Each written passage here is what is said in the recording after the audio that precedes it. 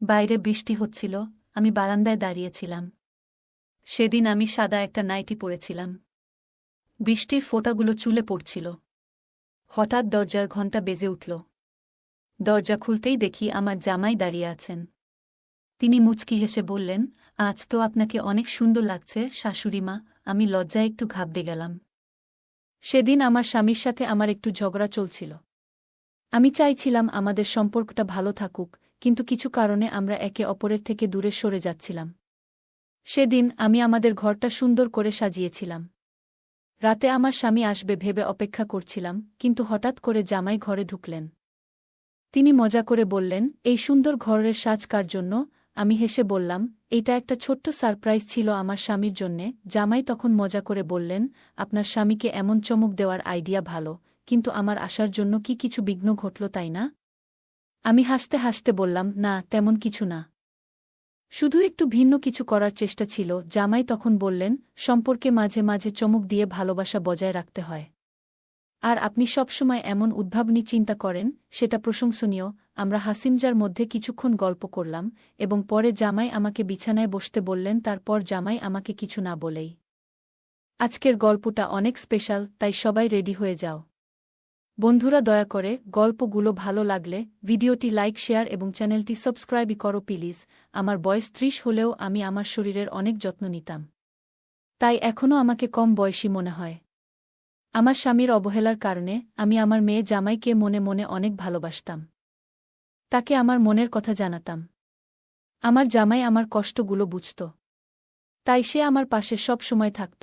আমি আমার মেয়ের জামাইয়ের সাথে কিছু কথা বলছিলাম, এমন সময় হঠাৎ আমার স্বামী রাহুল বাড়িতে চলে এলো। সে আগে থেকে বলেছিল যে সে ১ ঘণ্টা আগেই আসবে, কিন্তু আজও সে দেরি করল। সময় মতো এলে জামাইকে দরজা থেকে বিদায় জানাতে পারতাম। বাড়িতে এসে সে প্রথমেই জামাইকে জড়িয়ে ধরল, কিন্তু আমাকে দেখল না, যা দেখে আমার একটু রাগ হল।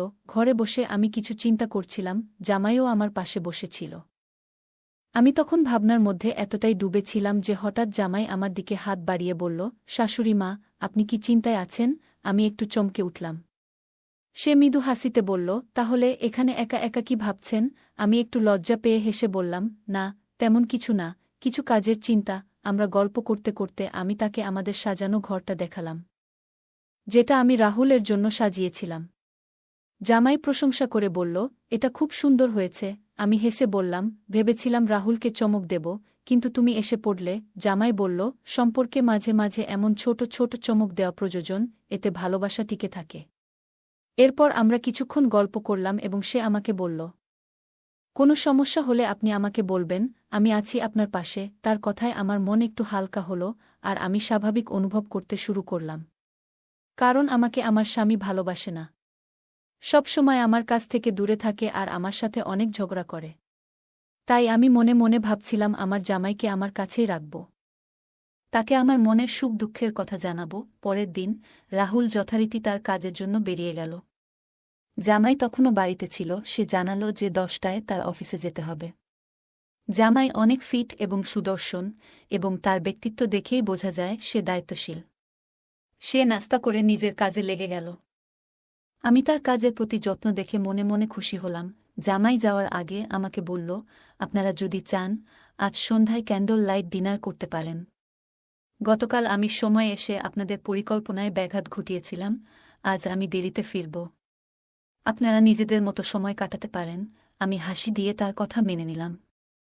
আর মনে মনে ভাবলাম, সম্পর্কগুলো কত সুন্দরভাবে পরিপূর্ণ হতে পারে যদি আমরা একটু যত্নশীল হই। রাহুল সারা দিন আমার সাথে খুব একটা কথা বলেনি, যদিও আমি বিকেলে তার জন্য ডিনার রেডি করেছিলাম। সন্ধ্যায় যখন সে বাড়িতে এলো, তাকে কিছুটা ক্লান্ত দেখাচ্ছিল। আমরা একসাথে ডিনার করলাম, কিন্তু আমি তাকে কোনো কিছুতে চাপ দিইনি, কারণ তাকে দেখেই মনে হচ্ছিল খুব পরিশ্রান্ত। আসলে রাহুল আমার স্বামী, এবং আমাদের জীবনে সময় কাটানোর আরও অনেক সুযোগ আসবে। তাই সেদিন তাকে আর কিছু না বলে শান্তিতে ঘুমাতে দিলাম। রাতে যখন সে ঘুমিয়ে পড়ল, আমি কিচেন পরিষ্কার করতে লাগলাম। তখন প্রায় রাত ১০টা বেজে গেছে, এবং আমি আমার নীল গাউন পরেছিলাম। আমার জামাই তখনও বাড়ি ফেরেনি। আমি ভাবছিলাম তাকে ফোন দেব কিনা, ঠিক তখনই দরজা খুলে গেল, এবং সে বাড়িতে ঢুকল। আমি তাকে জিজ্ঞেস করলাম, তুমি কি খেয়েছ? সে জানাল, হ্যাঁ, সে বাইরে খেয়েছে। কিছুক্ষণ পর সে নিজের ঘরে চলে গেল, আর আমি আমার ঘরে ফিরে গেলাম। আমি শুয়ে শুয়ে আমার জামাইয়ের কথা ভাবছিলাম, এইভাবেই দিনগুলো কেটে যাচ্ছিল। আমার জামাই সকাল 10টা থেকে বিকেল 5টা পর্যন্ত অফিস করত। সে প্রায়ই আমাকে বাড়ির কাজে সাহায্য করত। তার এই সহযোগিতা দেখে আমি ভাবলাম, আমার মেয়ে কত ভাগ্যবতী যে এমন একজন যত্নশীল এবং সাহায্যকারী মানুষকে জীবনসঙ্গী হিসেবে পেয়েছে। একদিন আমি রাহুলের কাপড় ঠিক করছিলাম, তার শার্টগুলো ধোয়ার জন্য আলাদা করছিলাম। হঠাৎ আমি তার প্যান্টের পকেট থেকে মুম্বাই যাওয়ার একটি টিকিট পেলাম। আমি তাকে জিজ্ঞেস করলাম, এই টিকিটটা কি? সে বলল, হ্যাঁ, অফিস থেকে আমাকে মুম্বাই যেতে হবে, ওখানে একটা অফিস পার্টি আয়োজিত হয়েছে। আমি তখন ভাবলাম, সে হয়তো আমাকে সঙ্গে নিয়ে যাবে। আমি তাকে বললাম, পার্টিতে আমাকে সঙ্গে নিয়ে চলো, আমাদের একসাথে ভালো সময় কাটানো হবে। কিন্তু সে হেসে বলল, এই পার্টি অফিসের সবার জন্য। এটা পারিবারিক কোনো আয়োজন নয়, তাই তুমি যেতে পারবে না। তার কথায় আমি একটু হতাশ হয়ে পড়লাম, কারণ আমি আশা করেছিলাম হয়তো আমরা একসঙ্গে সময় কাটাব। পরের দিন সে মুম্বাই চলে গেল 4 দিনের জন্য। সেই সময় আমার জামাইও অফিসে পার্টির জন্য প্রস্তুতি নিচ্ছিল। সে আমাকে তার অফিসের পার্টিতে নিয়ে যাওয়ার প্রস্তাব দিল। আমার স্বামী যেখানে আমাকে কোথাও নিয়ে যেতে আগ্রহী ছিল না, সেখানে আমার জামাই আমাকে ভালো সময় কাটানোর সুযোগ দিল। আমি অনেক সুন্দর একটি নীল শাড়ি পরেছিলাম, যা আমাকে অনেক সুন্দর লাগছিল। জামাই আমাকে দেখে অবাক হয়ে গেল। বলল, শাশুড়ি মা, তোমাকে অনেক সুন্দর লাগছে। আমি তার কথায় একটু লজ্জা পেয়ে গেলাম। আমরা একসাথে সেই পার্টিতে গিয়েছিলাম, আর আমি খুবই ভালো সময় কাটিয়েছিলাম। সে আমাকে খুব যত্ন সহকারে সারা পার্টিতে নিয়ে ঘুরল, যেন আমি তার খুবই আপনজন। পার্টি থেকে বাড়ি ফেরার পথে আমি তাকে জিজ্ঞাসা করলাম, তুমি আমাকে পার্টিতে কেন নিয়ে গেলে? জামাই হেসে উত্তর দিল, শাশুড়িমা, পার্টি শুধু কর্মচারীদের জন্য নয়, মাঝে মাঝে পরিবারকেও সঙ্গে নেওয়া উচিত। তার কথা শুনে আমার ভালো লাগল, এবং আমি বুঝতে পারলাম সে আসলে আমাকে সম্মান দেখাতে চেয়েছিল। পরে রাতে, যখন আমি আমার ঘরে পোশাক বদলাচ্ছিলাম, তখন আমার ড্রেসের হুক খুলতে পারছিলাম না। রাহুলও বাড়িতে ছিল না, তাই আমি একটু দুশ্চিন্তায় পড়েছিলাম। ঠিক সেই সময় জামাই এসে আমার হুক খুলতে সাহায্য করল, এবং তারপর দ্রুত ঘর থেকে বেরিয়ে গেল। কিছুক্ষণ পরে আমি বাইরে এসে তাকে জিজ্ঞাসা করলাম, তোমার কি কোনো সমস্যা হয়েছে? সে মুচকি হেসে বলল, হ্যাঁ, শাশুড়িমা, আমার ঘরের এসি নষ্ট হয়ে গেছে। এত গরমে এসি ছাড়া ঘুমানো খুব মুশকিল। আমাদের বাড়িতে মাত্র 2টি এসি ছিল, একটি আমার ঘরে এবং অন্যটি অতিথি ঘরে, যেখানে জামাই থাকত। তার সমস্যার কথা শুনে আমি তাকে আমার ঘরে এসে ঘুমাতে বললাম। সে রাতে জামাই আমার ঘরে এসে ঘুমাল। যদিও আমি কিছুটা অস্বস্তি অনুভব করছিলাম, তবুও আমি তার কষ্টের কথা ভেবে কিছু বলিনি। পরের দিন তার ছুটি ছিল, এবং আমাদের বাড়ির রেশন প্রায় শেষ হয়ে গিয়েছিল। আমি বাইরে রেশন কিনতে যেতে চাইলাম, কিন্তু রাহুল টাকা দিয়ে যায়নি। আমি একটু চিন্তায় পড়ে গেলাম। ঠিক সেই মুহূর্তে জামাই বলল, মা, আমি এ বাড়ির সদস্য, আপনি চিন্তা করবেন না। এই মাসের রেশন আমি কিনে দেব। আজ দুপুরের খাবার আমরা বাইরে খাব। তার কথায় আমি স্বস্তি পেলাম, এবং আমরা বাইরে বেরোনোর জন্য প্রস্তুতি নিলাম। প্রথমে জামাই আমাকে একটি রেস্টুরেন্টে খাওয়াতে নিয়ে গেল। খাওয়া দাওয়া শেষ হলে আমরা মলে শপিং করতে গেলাম। মলে যা কিছু আমার পছন্দ হল, জামাই তা আমাকে কিনে দিল। রেশনের পাশাপাশি আমি নিজের জন্য অনেক কিছু কিনলাম, এবং সমস্ত খরচ জামাই দিল। রাহুল প্রায়ই আমাকে বকাঝকা করত যদি আমি রেশনের বাইরে কিছু কিনতাম, কিন্তু জামাই কিছুই বলল না। সে চুপচাপ যা কিছু দরকার ছিল সবই কিনে দিল। তার এমন ব্যবহারে মাঝে মাঝে মনে হচ্ছিল যেন সে আমাকে খুশি করার চেষ্টা করছে। সেদিন রাতে আমি মল থেকে কেনা নতুন নাইট ড্রেসটি পরেছিলাম। জামাই আমাকে সেই ড্রেসে দেখে একটু বিস্মিত হয়ে গেল এবং বলল, শাশুড়ি মা, আপনি খুব সুন্দর লাগছেন। সেই রাতে আবারও সে আমার ঘরে ঘুমাতে এসেছিল, কারণ অতিথি ঘরের এসি নষ্ট হয়ে গিয়েছিল। মাঝরাতে ঘুমের মধ্যে আমি বুঝতে পারি যে আমি তার খুব কাছে চলে এসেছি। ঘুম থেকে উঠে আমি দ্রুত দূরে সরে গেলাম এবং নিজের কাজে মন দিলাম। আজও জামাই ছুটি নিয়েছিল। নাশতা সেরে আমি যখন রান্নাঘরে বাটি পরিষ্কার করছিলাম, তখন সে পেছন থেকে এসে হালকা চিমটি কাটল। আমি চমকে গেলাম এবং হঠাৎ ভারসাম্য হারিয়ে তার উপর পড়ে গেলাম। সেই মুহূর্তে আমরা একে অপরের খুব কাছাকাছি ছিলাম, এবং আমার হাতের ময়দা তার মুখে লেগে গেল। এটি দেখে আমরা দুজনেই হেসে উঠলাম। সে মুচকি হেসে বলল, আপনার পেটে একটা পিঁপড়া ছিল, সেটাই সরানোর চেষ্টা করছিলাম। আমরা কিছুক্ষণ হেসে নিলাম, তারপর আবার নিজের কাজে ফিরে গেলাম। কিন্তু তার দয়া ও যত্ন আমার মনের মধ্যে রয়ে গেল। সেদিন থেকে আমি ভাবতে শুরু করলাম, যদিও আমার স্বামী আমাকে প্রায় উপেক্ষা করত, জামাই কিন্তু সবসময় আমার খেয়াল রাখত। তার বয়স আমার স্বামীর চেয়ে একটু কম হলেও সে অনেক বেশি যত্নবান এবং স্মার্ট ছিল। সে আমাকে একদিন বলেছিল কোনো নারীর কিভাবে যত্ন নিতে হয় তা আমি ভালোই জানি। রাতে রাহুল বাড়ি ফিরে আসে এবং আমি নতুন নাইট ড্রেস পরেছিলাম। রাহুল অবাক হয়ে আমাকে জিজ্ঞাসা করল, এই ড্রেস কোথা থেকে এলো? আমি তাকে বললাম, আমি কিছু টাকা জমিয়েছিলাম, তাই নিজের জন্য এই ড্রেস কিনেছি। সে সন্দেহের চোখে আমাকে দেখল, কিন্তু আমি তার সন্দেহের কোনো গুরুত্ব দিলাম না। যিনি নিজের স্ত্রীর যত্ন নেন না, তার দৃষ্টিভঙ্গি নিয়ে ভাবার প্রয়োজনও নেই। আমার মনে হচ্ছিল, আমার যত্ন করার মানুষ হয়তো দায়িত্ব নিয়ে নেই, কিন্তু জামাই আমাকে সবসময় সম্মান দিয়ে দেখেছে। তার আচরণে বুঝতে পেরেছি সে আমাকে সঠিকভাবে দেখভাল করতে পারে। আমি তখন বুঝে গিয়েছিলাম, এই সম্পর্কের যত্ন করতে হবে যাতে এর সৌন্দর্য বজায় থাকে। সেই দিন থেকে আমি একটু রাহুলের কাছ থেকে দূরত্ব রাখার চেষ্টা করছিলাম। পরের দিন রাহুল এবং জামাই দুজনেই নিজেদের সময় মতো অফিসে চলে গেল। আমি কিচেনে কাজ করতে করতে ভাবছিলাম, আমি কি ভুল করছি? জামাইদের প্রতি আমার আকর্ষণ কি আমার স্বামী রাহুলের প্রতি অন্যায়? এই ভাবনার সঙ্গে আমি একটি পরীক্ষা নেওয়ার সিদ্ধান্ত নিলাম। আমি রাহুল এবং জামাইকে একটি মেসেজ পাঠালাম, আমার শরীর খুব খারাপ লাগছে। দরজা খোলা আছে, আমি আমার ঘরে বিশ্রাম নিচ্ছি। মেসেজ পাঠানোর কিছুক্ষণ পর জামাই দ্রুত বাড়ি চলে এলো।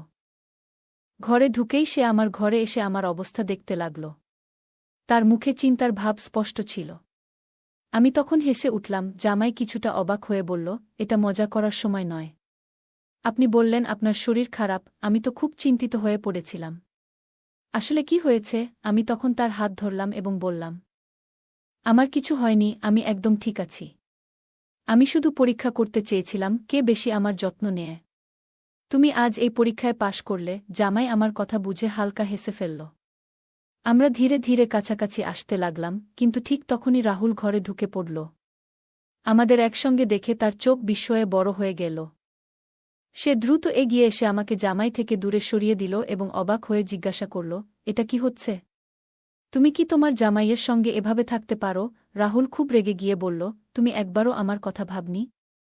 তোমার কি একটুও খেয়াল হয়নি যে তুমি কি করছা? আমি শান্তভাবে উত্তর দিলাম, না রাহুল। যখন তুমি তানিয়ার সঙ্গে থাকো তখন কি তোমার মনে একবারও আমার কথা আসে? আজ আমি জানতাম তুমি আমার কোনো খবর নেবে না, তাই ইচ্ছে করে তোমাকে দম্পতির মতো তোলা আমার আর জামাইয়ের একটা সেলফি পাঠিয়েছিলাম। মেসেজেও ইচ্ছে করে লিখেছিলাম, আমি তার সঙ্গে ভালো সম্পর্ক তৈরি করছি। রাহুল অবাক হয়ে বলল, তানিয়া, তুমি কি এসব বকছ কেন? তখন আমি তার মিথ্যার সব প্রমাণ তুলে ধরলাম, ওর এবং তানিয়ার ছবিগুলো দেখালাম। আমি তার সম্পর্কের সবকিছু আগে থেকেই জানতাম, কিন্তু এতদিন নিজের দাম্পত্য জীবনের জন্য চুপ ছিলাম। আমি ধৈর্য ধরে বললাম, অফিসের মিটিংয়ের নামে তুমি বাইরে গিয়ে তানিয়ার সঙ্গে সময় কাটাও। তার জন্য অনেক খরচ করো। অথচ আমি যখন ছোট্ট কিছু চাই তখনই তোমার মুখে শুধু খরচের কথা শোনা যায়। আমার সব অভিযোগ শুনে রাহুল হতবাক হয়ে গিয়েছিল। আমি আরও বললাম, আমি এতদিন চুপ থেকেছি, ভাবছিলাম হয়তো আমারই কোথাও ভুল ছিল। কিন্তু তোমার আসল রূপটা জামাই আমাকে দেখিয়েছে। যখন আমি ভেঙে পড়ছিলাম, সেই সময় জামাই আমাকে সাহস জুগিয়েছে। রাহুল কিছু বলার চেষ্টা করছিল, কিন্তু আমি বললাম, তুমি যে সন্দেহ নিয়ে আমাদের দেখছ তা দূর করে একবার নিজের দিকে তাকাও। তুমি যা করেছ তারপরেও তোমার কি মনে হয় তুমি সঠিক? তুমি যদি ভাবো তোমার ভুল নেই, তাহলে আমার আর জামাইয়ের মধ্যে কোনো ভুল নেই। জামাই আর আমার মধ্যে কিছুই ভুল হয়নি। আসলে আমরা দুজনে মিলে তোমাকে একটা শিক্ষা দিতে চেয়েছিলাম, আর আজ তুমি যা দেখেছ সেটাও সেই নাটকেরই অংশ ছিল। যদি তুমি আমাকে অন্য কারো সঙ্গে দেখে কষ্ট পাও, তাহলে ভাবো আমি কিভাবে তোমাকে অন্য মেয়ের সঙ্গে মেনে নিতে পারি। এবার রাহুল মাথা নিচু করে দাঁড়িয়ে রইল। আমি আমার ব্যাগ তুলে নিলাম এবং বাড়ি ছেড়ে যাওয়ার সিদ্ধান্ত নিলাম, কারণ আর কিছুই মেনে নিতে পারছিলাম না। কিন্তু সেই মুহূর্তে রাহুল আমার হাত ধরে আমাকে থামিয়ে দিল। সে ক্ষমা চাইল এবং প্রতিজ্ঞা করল যে আজ থেকে সে আর কোনো অন্য মেয়ের পেছনে যাবে না এবং আমার প্রতি বিশ্বস্ত থাকবে। আমি জামাইকে ধন্যবাদ জানালাম, কারণ তার সাহায্যে আজ আমার সংসার বাঁচল। আজকের দিনে আমরা দেখতে পাই যে অনেক পুরুষ ও নারী ভালোবাসার পরিবার থাকা সত্ত্বেও বাইরের সম্পর্কে জড়িয়ে পড়ছে। তবে এটা বোঝা দরকার যে বাইরের কেউ আপনার পরিবার বা সঙ্গীর মতো কখনোই আপনাকে আগলে রাখতে পারবে না। বাইরের মানুষ কেবল নিজের প্রয়োজন মেটাতে আসবে। বিয়ের বাইরের সম্পর্কের কারণে আজকাল বিবাহবিচ্ছেদের সংখ্যা ক্রমশ বাড়ছে। এমন পরিস্থিতিতে বাড়ি ছেড়ে চলে যাওয়া কখনোই সমাধান নয়। এর বদলে পরিস্থিতির মুখোমুখি হওয়া উচিত। একজন স্ত্রী সেই ব্যক্তি হতে পারেন যিনি তার স্বামীকে ভুল পথ থেকে সঠিক পথে ফিরিয়ে আনতে পারেন। এটা প্রতিটি স্ত্রীর বোঝা উচিত। গল্পটা কেমন লাগলো জানাতে ভুলবে না। আরও মজার মজার রোমান্টিক গল্প শুনতে চাইলে ভিডিওটি লাইক, শেয়ার এবং চ্যানেলটি সাবস্ক্রাইব করতে এবং বেল আইকনটি ক্লিক করতে ভুলবে না। ধন্যবাদ।